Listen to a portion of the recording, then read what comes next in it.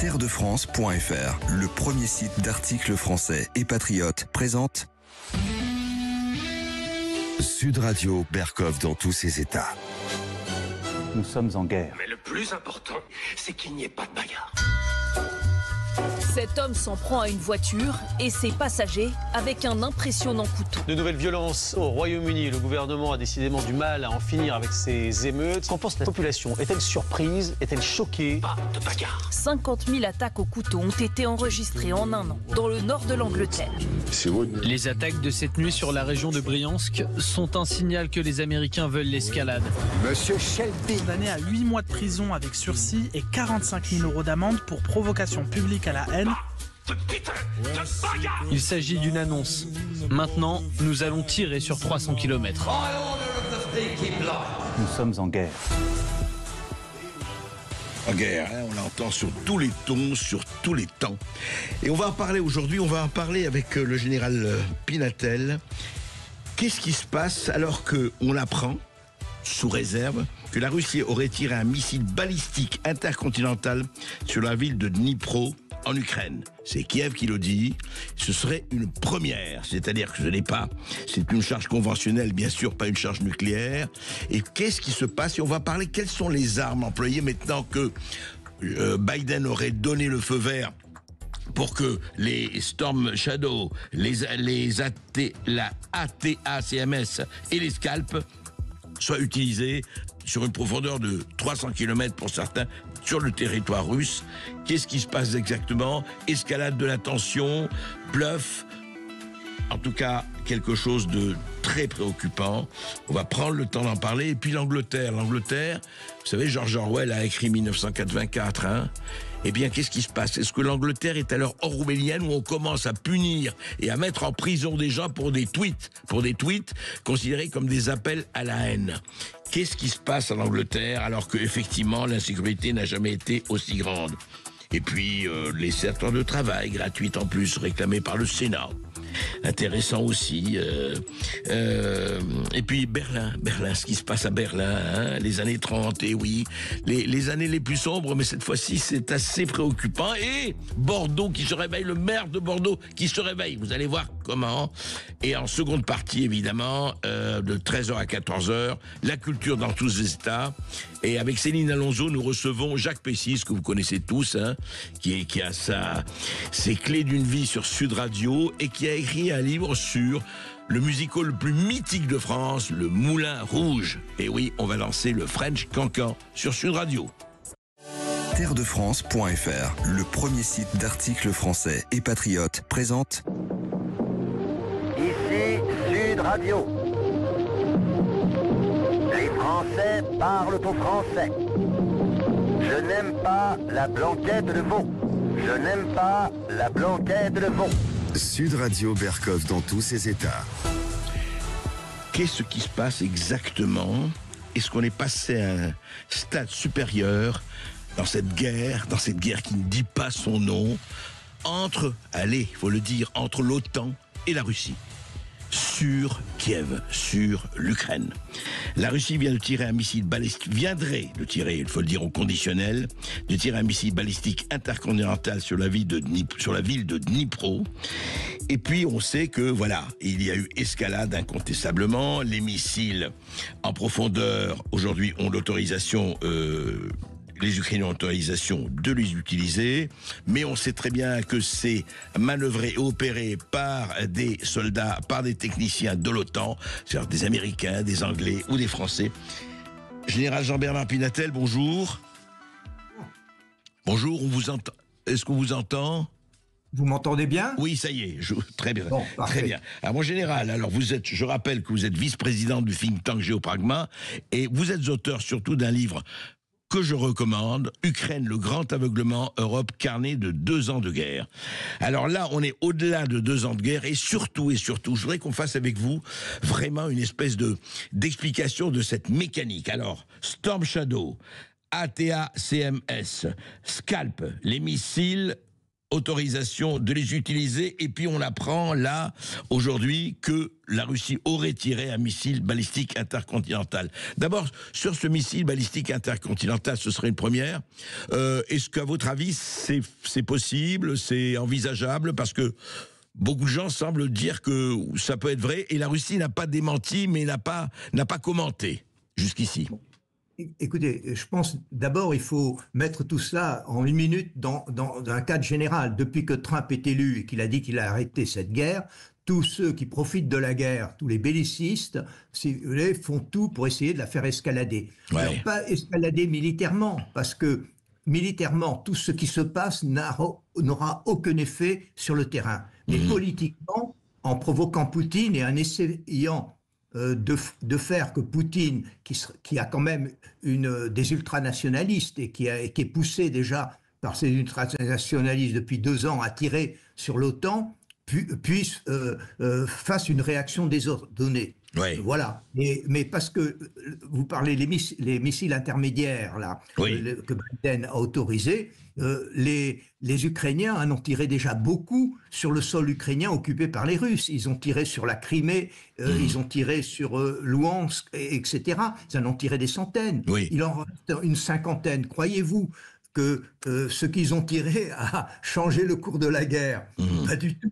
Donc l'efficacité militaire, personne ne cherche l'efficacité. Tout le monde cherche de créer des conditions politiques d'une escalade. De prolonger la guerre et voire de hausser d'un cran, de hausser d'un ton, c'est ça. Regardez ce qui a été écrit dans Le Monde hier par les 4 consultants de plateau de LCI, etc., qui ont dit qu'il faut que, sous bannière européenne, on envoie des centaines, des milliers d'instructeurs en Ukraine. Bon, je vous rappelle, ils ont oublié de le dire, que l'Europe a formé plus de 100 000 soldats ukrainiens, la France en a formé 14 000 dans les centres d'entraînement, à Canjuers pour les artilleurs, à Mourmelan pour les blindés, et où il y a tous les outils et tous les simulateurs. En Ukraine, ils n'auront pas ça. Qu'est-ce que cherchent tous ces gens-là, ces bellicistes de plateau? Ils cherchent que Poutine frappe la base où seront ces instructeurs européens et qu'on aura des morts et que ça remobilise l'Union européenne qui est très divisée sur cette guerre. Donc tout ce qui se passe actuellement, c'est tous les profiteurs de cette guerre qui veulent essayer d'utiliser le créneau de 2 mois qu'ils ont devant eux pour créer les conditions politiques de l'escalade. C'est pas autre chose. Mais ça n'aura aucune efficacité sur le terrain. Mais alors justement, Général Pinatel, parlons-en précisément. Effectivement, Trump prend le pouvoir dans 2 mois. C'est-à-dire qu'il y a 2 mois, avant le 20 janvier très exactement, Trump n'est pas au pouvoir, ni son gouvernement. Est-ce qu'il y a la possibilité, la question que je vais vous poser, je voudrais qu'on parle de ça, que ce soit Storm Shadow, les ATA-CMS ou le Scalp. Vous dites qu'aujourd'hui, ces missiles, ces armes, ne peuvent absolument pas, en aucun cas, changer la physionomie de la guerre, qui d'ailleurs, vous l'aviez dit, on vous avait reçu et disait que c'était déjà plié, et vous n'êtes pas le seul à le dire d'ailleurs. Et est-ce que d'un autre côté, les nationalistes russes, qui sont très, effectivement, qui poussent Poutine, qui trouvent que Poutine ne va pas assez loin, est-ce que Poutine peut attendre 2 mois sans perdre un certain sang-froid, à votre avis? Sans perdre la face. Ça, c'est le grand point d'interrogation.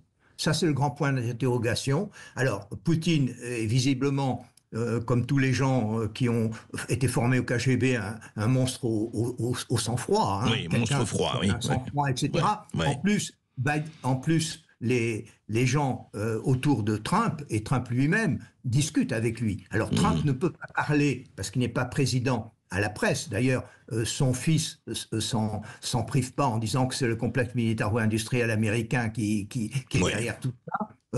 Vance, son vice-président, ne s'en prive pas non plus. Tout à fait. Mais Trump ne peut pas parler jusqu'au 20 janvier, ça serait presque un coup de force, si Bien vous voulez, sûr.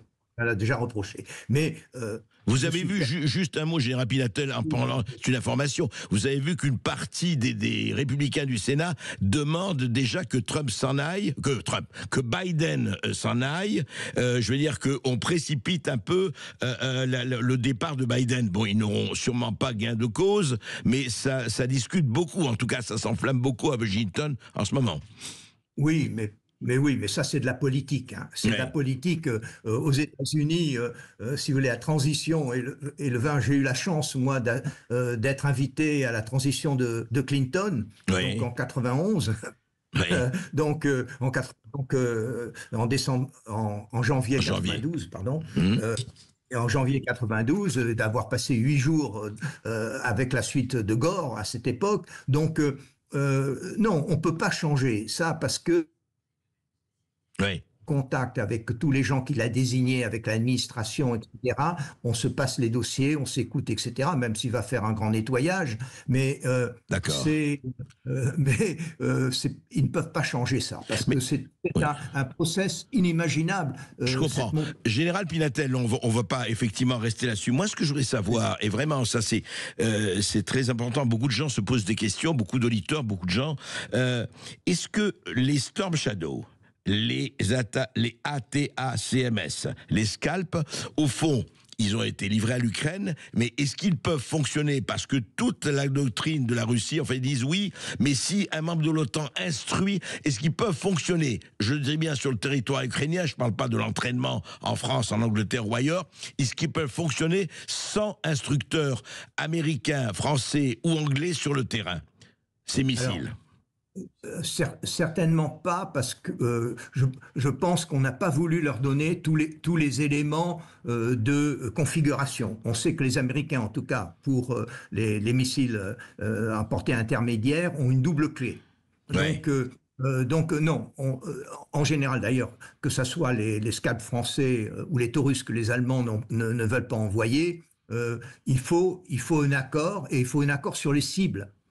D'accord. Donc, si vous voulez, à partir du moment où il y a un accord sur les cibles, il y a bien quelqu'un qui va aller vérifier la programmation des centrales inertielles ou des GPS. D'accord. Donc pour ça, effectivement, ils sont présents et ça laisse une manœuvre. Évidemment, là, c'est de la politique. Quand Poutine dit attention, le nucléaire tactique, en tout cas autre, pourra être utilisé. Quand on voit qu'un pays de l'OTAN, effectivement, a participé à cela, bon, on le sait. Mais au fond, vous dites que c'est un bras de fer qui n'influera absolument pas sur le devenir de ce qui va se passer sur le terrain. Mais absolument pas, parce que on l'avait bien vu, ils ont tiré, je ne sais pas, mais plusieurs centaines déjà de ces missiles sur les forces russes qui occupent l'Ukraine, et y compris la Crimée. Donc, est-ce que vous avez vu pour autant que les forces russes n'avancent plus? Non, ça n'a eu aucun effet par rapport au grand déroulé de la guerre. Pourquoi? Parce que l'armée ukrainienne est épuisée. Les gens qui sont partis, qui se sont engagés au début de la guerre, qui sont battus héroïquement, ils sont tous morts ou ils sont épuisés, ils n'ont jamais été relevés. Et ceux que l'on mobilise de force, on le voit dans les villes, etc., ils n'ont pas envie de se battre. Et moi qui ai fait la guerre, je peux vous dire que même à la guerre et même en première ligne, on peut éviter de se faire tuer. Ah, bien sûr. C'est pas le but de la manœuvre, malheureusement déjà 600 000 morts et combien de blessés, bien sûr. Alors juste, oui, allez-y. Je voulais vous demander cette histoire du missile balistique intercontinental. Dont on parle depuis ce matin, qui aurait été lancé très tôt dans la nuit même pas de jeudi matin, entre 5h et 7h. Vous croyez que c'est une fausse fake news ou c'est quelque chose de possible? Attention, chargé à armes conventionnelles, disent-ils. Bien entendu, mais absolument. Moi, je pense qu'il a voulu montrer que si on exagérait, ces missiles balistiques fonctionnaient. Donc, je ne sais pas d'où ils ont été tirés, mais il a pu très bien faire ça. Mais tant qu'on reste au niveau conventionnel, si vous voulez, de ces missiles, Je comprends. ont un effet sur le terrain qui est très faible. Si vous voulez, par rapport à une arme nucléaire, quand les missiles américains transportent de l'ordre de 100 kilos de TNT. Je rappelle que Hiroshima, c'était 20 000 tonnes de TNT. Entre 200 kilos et 20 000 tonnes, c'est clair. Si vous voulez, il y a un gap total. Donc, tant qu'on reste dans le niveau conventionnel, la guerre, elle se gagne toujours quand même sur le terrain. Elle se gagne sur le terrain par les gens qui sont sur le terrain. Et le problème qu'a l'Ukraine et que nous, on ne peut pas résoudre, c'est qu'aujourd'hui, on n'est pas capable de fournir les munitions au même niveau que les Russes les fournissent à leurs troupes. Notamment au but de 155, on était de 1 pour 4 en 2022. Les Ukrainiens disent maintenant qu'on est à 1 pour 10. Quand ils tirent un obus, ils en prennent 10 sur la tête. Donc, si vous voulez... Eh bien oui, mais c'est ça la vérité. Et c'est pour ça que les Russes avancent, parce que quand il y a une puissance de feu, et en plus, ils ont le feu aérien. Ils ont le feu aérien que n'ont pas les Ukrainiens. Que n'ont pas les Ukrainiens, bien sûr. Donc non, le déroulement de cette guerre, malheureusement, était inscrit depuis le début, je l'ai dit dans mon livre. Mais après, on n'a fait que retarder l'échéance. Mais aujourd'hui, il n'y a pas un think tank américain qui n'écrit pas et Vance l'a dit, etc., que le cessez-le-feu se fera par la perte définitive des 4 Oblats annexés par la Russie. Voilà. Sans parler de la Crimée, etc., bien sûr. Sans parler de la Crimée. Et le cessez-le-feu se fera sur une base comme celle-là. Alors, 2 choses intéressantes, là c'est plus politique. Poutine aurait déclaré qu'il ne parlerait qu'à Trump et à personne d'autre, donc il attend le 20 janvier, enfin il attendrait le 20 janvier. Mais encore une fois ici, ce qui est frappant, Général Pinatel, que ce soit du point de vue géopolitique ou du point de vue militaire, alors l'Europe, vous avez vu, il y a eu des déclarations très martiales, qu'elles soient du Premier ministre allemand, de Jens Stoltenberg et puis d'autres, que même Emmanuel Macron, en disant non, allons-y, on ne peut pas permettre à l'Ukraine de perdre cette guerre. On continue à entendre ça aujourd'hui comme si on était encore en train de dire oui, il y a une possibilité que l'Ukraine gagne la guerre, en tout cas chez un certain nombre de leaders européens. Qu'est-ce que vous en pensez ? Honnêtement, nos leaders européens sont ridicules. Tout à fait clair. On n'a pas les moyens de ça. On n'est pas capable de fournir le quart de l'aide américaine à l'Ukraine. Donc, quand les Américains vont décider de fermer le robinet, la guerre s'arrêtera. Parce que nous, on n'est pas capable, même si on voulait, même si on fait des grands effets de manche, notre industrie est incapable de produire. Je vous donne quand même un tout petit chiffre, quand même. Quand la guerre a démarré, la France produisait 9000 obus de 155 par an. On a multiplié par... C'est un jour de feu de l'Ukraine. Les Américains en produisaient 90 000. Par jour. Par an. Par an, bien sûr. Et ils vont monter en 2025 à 1,5 million, c'est-à-dire la moitié de ce que produisait la Russie au début de la guerre.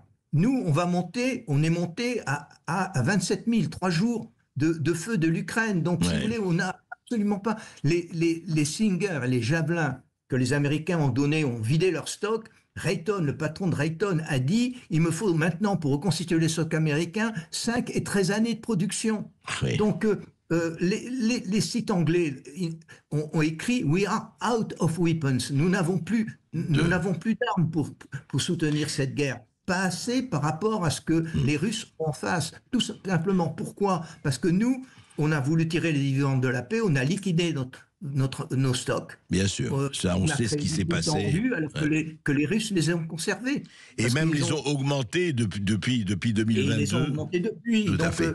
Donc, si vous voulez, sous l'aspect, c'est une guerre logistique, donc sous l'aspect logistique, on pouvait dire dès le début de cette guerre, et c'est ce que j'ai dit, c'est qu'on n'aurait pas les moyens de la soutenir sur le long terme. Voilà, et malheureusement, comme vous dites, ce sont des effets de manche, mais qui sont encore des dizaines de milliers de morts.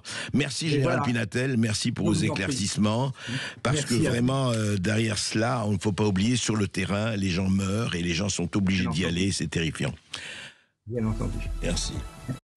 Terredefrance.fr, le premier site d'articles français et patriotes, présente Ici Sud Radio. Les Français parlent aux Français. Les carottes sont cuites. Les carottes sont cuites. Sud Radio Berkov dans tous ses états. Il n'y a pas que moi, il y a censure dans tous ces États. Hein. On entend beaucoup ça, hein. Renvoyer la censure. Et qu'est-ce qu'on la renvoie, hein. Des émissions non reproduites ici, des émissions coupées là, des articles.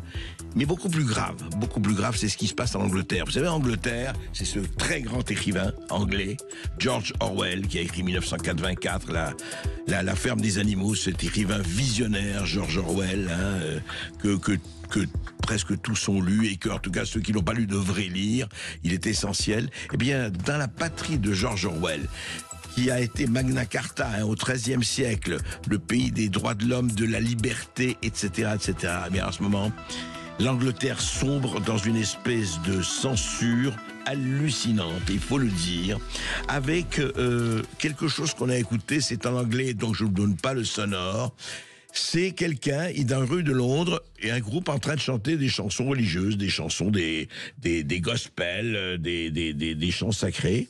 Et une policière vient leur dire non, vous n'avez pas le droit de chanter ça. Alors regarde comment, on est dans la rue, on est dans un lieu public, on n'a pas le droit de chanter ça. Non. Vous avez le droit dans l'église, dans une église. Mais quand vous êtes hors de l'église, vous n'avez pas le droit de chanter des chants sacrés. C'est-à-dire, il est né le divin enfant, ou Jésus, que ma joie demeure. Pas question. En Angleterre, c'est pas beau ça, c'est vraiment intéressant de voir à quel point on peut descendre dans un pays. Alors on va pas généraliser, mais quand même. Et puis alors, il y a des choses, mais qui vous, je sais pas, je lisais ça, je me dis non, c'est pas possible, c'est des fake news, hein. Eh bien non, ce n'est pas des fake news. C'est par exemple, vous savez, il y a un violeur. Il a violé 3 ou 4 personnes, et puis on l'a pas mis en prison. Vous savez pourquoi ? Parce qu'il n'y a plus de place. Parce qu'il n'y a plus de place dans les prisons anglaises. Je ne sais pas si c'est le cas dans les prisons françaises. Et puis, alors, qu'est-ce qu'on fait ? Eh bien, c'est une espèce de laxisme total.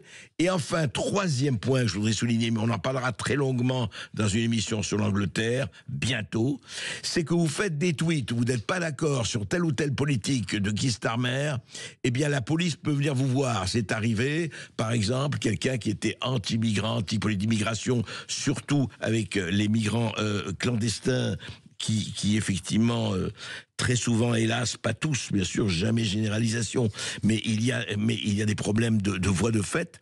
Eh bien, les gens qui, sur Twitter, hein, ou sur un réseau social, disent qu'ils ne sont pas d'accord, ont la visite de la police. C'est quand même hallucinant de voir comment ce pays, hein, free speech, liberté d'expression, etc., est en train de sombrer. Il faut faire attention à ça, parce que quand ça commence comme ça, on sait ce qui vient après. C'est vraiment la prison, le camp et tout ça. On est vraiment là, il faut faire très, très, très attention et être très vigilant. Sud Radio Berkov dans tous ses états. Et juste nouvelle, alors on l'a dit au conditionnel, mais quand même, ça se répand et tout le monde est très inquiet. Vous savez, l'écrivain Boualem Sansal, grand écrivain algérien que nous avons reçu à plusieurs reprises ici sur Sud Radio, et qui est vraiment qui a pris des positions extrêmement courageuses sur et contre l'intégrisme, sur et contre le communautarisme, etc., en se proclamant agnostique ou athée. Il est rentré en Algérie, là, il vit actuellement en France, il est rentré en Algérie pour voir sa famille et régler un certain nombre de problèmes. Il est rentré, il est parti samedi dernier, nous sommes jeudi, et nous sommes sans nouvelles de lui. Et il paraîtrait, encore une fois, la nouvelle n'est pas confirmée, qu'il aurait été arrêté et emprisonné. Si ça se révèle vrai, c'est quand même quelque chose de très grave. Voilà, on a cette nouvelle qui circule, mais on ne va pas vous la donner comme une nouvelle sûre, mais quand même, qu'un écrivain, encore une fois, ça revient à la censure, une fois de plus, un écrivain emprisonné, quelqu'un qui dit son opinion et qui va en prison pour ça, eh bien c'est le début de la tyrannie la plus totale. Et si vous voulez réagir ou si vous voulez poser une question, n'hésitez pas à nous appeler au 0826 300 300. André Berkoff revient tout de suite avec les perles, les bravos et les huées. Terredefrance.fr, le premier site d'articles français et patriotes, présente Ici Sud Radio. Les Français parlent au français. Je n'aime pas la blanquette de veau. Je n'aime pas la blanquette de veau. Sud Radio Berkoff dans tous ses états. Nous aimons le Sénat quand il fait des rapports sur la dégradation des finances publiques, sur la dérive, effectivement, des dettes de la France. Et on en a parlé hier avec Jean-François Husson, ici même. Mais alors, quand il parle du travail, ça devient vraiment très différent. Dr Jekyll, un Mr Hyde au Sénat, on en parle tout de suite. Sud Radio Berkoff dans tous ses états, les perles du jour. Travailler, c'est trop dur. Et voler, c'est pas beau. Demander la charité, c'est quelque chose de parfait. Ah, Julien Clerc, travailler c'est trop dur, travailler c'est trop dur. Mais même quand on est chanteur, on travaille, on travaille. Eh bien, le Sénat, on parlait du Sénat, eh bien, il a adopté, ça ne veut pas dire que ce sera adopté, c'est le Sénat, pas l'Assemblée nationale et pas le gouvernement. Il a adopté un dispositif visant à faire travailler tous les actifs, sans rémunération pendant 7 heures de plus par an pour enflouer la sécurité sociale, ce qui monterait à 2,5 milliards par an. Voilà, vous savez qu'actuellement, on cherche de l'argent partout. C'est la chasse. Et c'est pas la chasse au gaspille, c'est la chasse au grisby. On cherche du fric. Alors, vous allez me dire 7 heures par an. Alors, moi, je vais vous dire, je trouve que, franchement, le Sénat est timide. Mais enfin, écoutez, travailler gratuitement, on pourrait demander 14 heures, 15 heures. Allez, une semaine gratuite par an. Et pourquoi pas ? Non mais, des fois, on se demande, qu'est-ce que ça veut dire ? C'est la seule manière, au lieu de dégraisser les dépenses publiques, au lieu d'aller voir toutes les hallucinantes dépenses, mais cadeaux de l'État à certaines associations, à même, je dirais, à des journaux, à toutes ces subventions, ce tsunami de subventions qui est donné pour tout et n'importe quoi. Ah non, mais ça on ne touche pas. Ah, ça on ne touche pas. Non, simplement, allez, vous allez travailler gratuitement. Et oui, car les moutons doivent être tondus. C'est ça qui se passe. Le reste, écoutez, vous n'allez pas commencer à nous fatiguer avec ça. Non. Alors, effectivement, le gouvernement n'a pas suivi le Sénat. Non, oui. C'est la contribution du Sénat dans le budget de la sécurité sociale, puisqu'il est déficitaire. Eh bien voilà, ils ont trouvé le travail gratuit. C'est pas beau ça, c'est pas beau. Au lieu de voir effectivement les 10 poids, 10 mesures, que ce soit dans la fonction publique ou ailleurs, au lieu de voir les avantages complètement aberrants d'un certain nombre d'institutions, au lieu de voir les conseillers vraiment nécessaires, je ne vais pas citer McKinsey, vous savez, moi je ne cite personne, rémunéré à, je ne sais, à $5,000 par jour, etc. Non, on va tous à vous demander, chers petits Français, chères petites Françaises, de travailler gratuitement. Oui, 7 heures par an, c'est rien. C'est vrai que c'est rien. Puis on va augmenter la dose. On va augmenter, puis on verra. Et puis, vous savez, l'important, c'est la dose. Pas l'emmerdant, c'est la dose. Bon, ça ne marche pas cette fois-ci. Le gouvernement ne va pas suivre. L'Assemblée nationale non plus. Mais vous ne vous inquiétez pas. On recommencera et on essayera la prochaine fois. On essayera mieux. Sud Radio Berkoff dans tous ses états.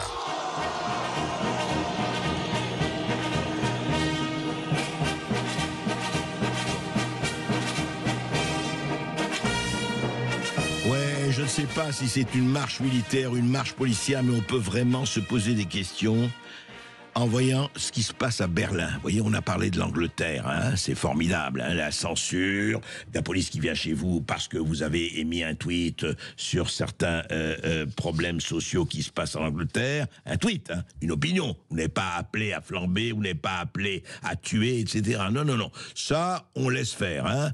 Les viols, les crimes à Bradford et compagnie, on laisse faire, c'est pas un problème.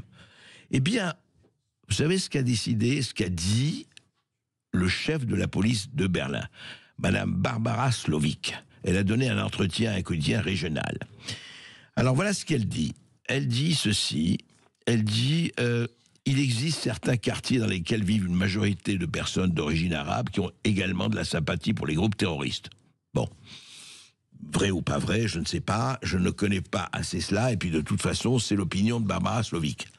Mais c'est pas ça qu'elle a dit, surtout. Elle a ajouté, elle conseille, Barbara Slovic, aux juifs et aux homosexuels d'être prudents dans certains quartiers de la capitale allemande. Et alors, on lui a posé la question, hein, le Berliner Zeitung, le journaliste lui a posé la question, existe-t-il donc des zones interdites à Berlin ? Est-ce qu'on est dans les territoires perdus de la République, pas seulement en France, mais en Allemagne? Et elle répond, la chef de la police, fondamentalement non. Cependant, il y a des domaines, et nous devons être honnêtes à ce stade, dans lesquels je conseillerais aux personnes qui portent une kippa ou qui sont ouvertement gays ou lesbiennes d'être plus prudentes. Dans de nombreuses métropoles, il convient d'être vigilant dans certains lieux publics pour se protéger de toute délinquance. Alors on lui demande, voilà, qui représente un danger pour les juifs, elle dit, voilà, certains quartiers d'origine qui ont une sympathie pour les groupes terroristes, un antisémitisme ouvert s'y exprime. Voilà, elle dit, heureusement les crimes sont rares, mais il faut faire attention. Donc, à Berlin, encore une fois, je ne vais pas tomber dans le piège, ça nous rappelle les années sombres. Mais quand même, à Berlin, en 2024, ça se rappelle un Berlin où, vous savez, où on poursuivait les juifs et les homosexuels, et beaucoup d'autres encore. Eh bien, c'était Berlin 1933. Et Berlin des années 30, quand Hitler prend le pouvoir, et je ne fais pas de la réduction ad Hitlerum, mais comme par hasard, mais c'est un hasard bien sûr, ce sont les juifs et les homosexuels qui sont visés. Et ben voilà, 80 ans après, eh bien voilà, retour à la case départ, pas la même, évidemment pas du tout la même, mais on voit, vous voyez l'histoire, vous savez, c'était Karl Marx qui disait que l'histoire, en première version, c'est une tragédie, et en seconde version, elle se répète en farce. Si c'est une farce tragique. Sud Radio Berkov dans tous ses états.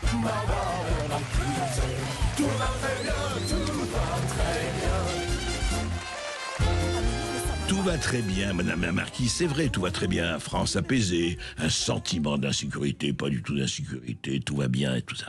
Et alors, vous savez que jusqu'ici, les maires écologistes des grandes villes, hein, je parle de Paris, Lille, Rennes, Grenoble, Nantes, eh bien, on disait, attendez, nous, on est contre, alors ils ne sont pas contre la police, mais notre police municipale, pas question d'être armée, hein, on est contre les armes, et puis voilà, et puis tout va bien, on a les petits oiseaux, les fleurs, nous avons tout ça, et ça gazouille, et ça fripouille, et ça chatouille, et on est heureux. Malheureusement, à un moment donné, le réel frappe à la porte. Le réel frappe à la porte. Qu'est-ce qui s'est passé à Bordeaux? Eh bien, face à la recrudescence de violence, le maire écologiste de Bordeaux a décidé, oui, incroyable, scandale absolu, d'armer partiellement sa police municipale. Oui, alors c'est pas encore le cas de Lille, de Rennes, de Grenoble ou de Nantes où il se passe tout ce qui se passe. Alors ils sont très embêtés, voilà, mais Pierre Urmic, le maire de Grenoble, il dit écoutez, ça ne va pas, et il explique pourquoi, écoutez. Depuis son élection en 2020, Pierre Urmic l'a toujours répété, il n'est pas un maire shérif. Mais face à la demande des habitants et de sa propre police municipale qui a fait grève en juin dernier pour réclamer des armes de poing, il a changé d'avis. En tant qu'employeur de ces policiers municipaux, je ne pouvais pas permettre de continuer à les laisser aller au front de la délinquance en étant désarmés. Et oui, voilà, et oui, il s'est aperçu parce que sa police municipale et un certain nombre d'habitants commençaient à grogner et à se dire ce n'est pas possible que ça continue comme ça. Et oui, ce qui est extraordinaire, c'est qu'il faut des années et des années que le tabassage, que les viols, que l'agressivité, que la violence augmentent et deviennent quotidienne, c'est même pas fait divers, fait de société, fait de ce que vous voulez, c'est le réel malheureusement, et on peut évidemment qu'on le déplore, c'est le réel, et voici comment l'esprit vient aux jeunes filles, et comment l'esprit vient aux jeunes mères, ou aux mères effectivement écologistes, et oui, à un moment donné, et il l'a dit d'ailleurs, il a dit très très bien Pierre Urmic, Il a dit, j'ai été rattrapé par la réalité. Et voilà le problème, c'est que dans des tas de domaines, des tas de gens, dans le politique, dans le médiatique et tout ça, restent dans leur bulle, restent dans leur petite igloo, et se disent mais tout va bien, c'est mon narratif qui compte, le reste ça n'existe pas, et on bouche les portes, les fenêtres, on se bouche les yeux et les oreilles, et tout va bien. Et puis à un moment donné, le réel commence à taper. Et le réel tape de plus en plus fort. Et là, eh bien, on est obligé de se dire, eh bien, écoutez, la société est plus violente, dit Pierre Olmic, il faut être d'une grande candeur pour l'ignorer. Donc, il a dit ça il y a quelques jours sur CNews. Mais ce qui est extraordinaire, dites-moi, combien de temps ces responsables politiques, je parle des maires, hein, et nous sommes dans le salon des maires, mais ces maires sont à proximité, vivent avec leur ville, vivent avec leurs habitants, ils voient pas tout ça? Il leur faut des années et des mois pour qu'ils se rendent compte de ce qui se passe. Il y a quand même quelque chose d'hallucinant dans cette espèce d'aveuglement volontaire, de surdité volontaire, qui fait que, eh bien, ah oui, c'est vrai que il faudrait peut-être armer la police, c'est vrai, oui. Non, mais continuer à leur donner des fleurs. Moi, voilà, les policiers devraient se présenter quand il y a une agression avec des fleurs. Oui, un petit bouquet de fleurs. Ou alors, comme Jacques Brel, je vous ai apporté des bonbons. Hein, ce serait bien ça, des policiers avec des bonbons quand il y a un petit fait divers ou un gros fait divers. Voilà. Et bien, apparemment, les maires écologistes se réveillent. Il était grand temps. Mais écoutez, hein, je veux dire, c'est bien aux innocents les mains pleines. Et puis, nous n'allons pas, les pauvres pêcheurs se repentent. C'est une bonne chose. Sud Radio, Berkoff dans tous ses états. Bonjour André Berkoff, dans un instant, la culture dans tous ses états sur Sud Radio, et aujourd'hui avec Jacques Pessis qui vient de nous rejoindre sur Sud Radio. Jacques Pessis que vous connaissez, chers auditeurs, eh bien nous allons célébrer les 135 vaguement. Les 35 ans du Moulin Rouge, Jacques Pessis. C'est vrai, 135 ans puisqu'il a débuté le 6 octobre 1889 et que c'est aujourd'hui le seul music hall à Paris, symbole de la France dans le monde entier. Tous les autres, les Folies Bergères et de Lido, qui proposaient des plumes et des revues, ont disparu. Et exclusivité Sud Radio. Malheureusement, c'est la radio. Vous savez que Jacques Pessis et moi allons danser le French Cancan. Exactement. Avec Céline en tutu. Ça va être un grand moment de l'histoire. Oui. Parce que le Moulin Rouge, c'est le French Cancan. Exactement. Et ça s'appelle le French Cancan. Je vous expliquerai pourquoi. Tout à fait. On en parle dans un instant sur Sud Radio, dans la culture dans tous ses états. À tout de suite. Sud Radio, Berkoff dans tous ses états.